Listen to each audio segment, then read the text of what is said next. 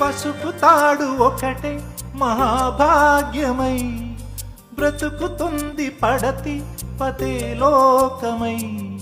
మగని మంచి కోసం పడే ఆర్తిలో సతిని మించగలరా మరే ఆప్తులు.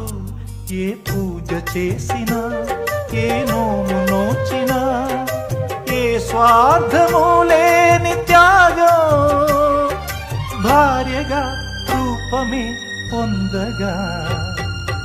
అపురూపమైనదమ్మ ఆడజన్మ, ఆ జన్మకు పరిపూర్ణత ఇల్లాలమ్మా.